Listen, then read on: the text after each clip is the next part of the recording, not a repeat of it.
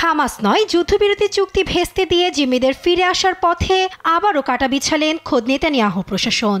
বিশ্লেষক মহলের দাবি, ফিলিস্তিনের রক্তকে পুঁজি করে ক্ষমতা জোরদার করতে চাইছে নেতানিয়াহু প্রশাসন।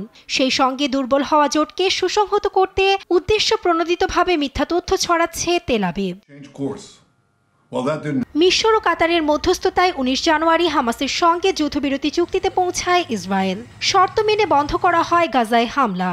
সে সময় গাজায় যুদ্ধবিরতির বিরোধিতা করে মন্ত্রিত্ব থেকে পদত্যাগ করেছিলেন জাতীয় নিরাপত্তা মন্ত্রী ইতামার বেন গাভির। ওই সময় অতি ডানপন্থী এ নেতার সঙ্গে তার রাজনৈতিক দল ওজামা ইয়েহুদিতের আরও 2 মন্ত্রীও পদত্যাগ করেছিলেন। ফলে ক্রমেই নিজ দলের ভেতর দুর্বল হয়ে পড়েন নেতানিয়াহু।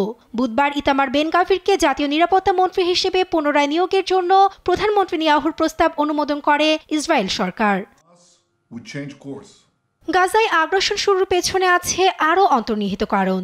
গাজায় পুনরায় যুদ্ধ শুরুর সিদ্ধান্ত নেসেট কর্তৃক বাজেটের অনুমোদন নিশ্চিত করে। ফলে নিজের গদি পাকাপোক্ত করতেই ইসরায়েলি জনগণের কাছে মিথ্যা তথ্য পৌঁছে দিচ্ছে নেতানিয়াহু প্রশাসন। তবে শুধু তেল আবিবই নয়, মিথ্যা তথ্য ছড়িয়ে বিশ্বকে বিভ্রান্ত করতে উঠে পড়ে লেগেছে ট্রাম্প প্রশাসনও।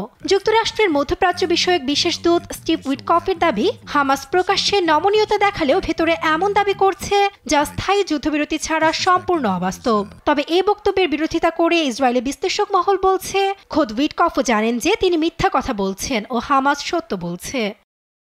এদিকে যুদ্ধবিরতি ভঙ্গ করে গাজায় ইসরায়েলি হামলায় এখন পর্যন্ত মৃত্যু ছাড়িয়েছে 6 শতাধিক। নাসরিন আক্তার, নিউজ ডেস্ক, দেশ টিভি।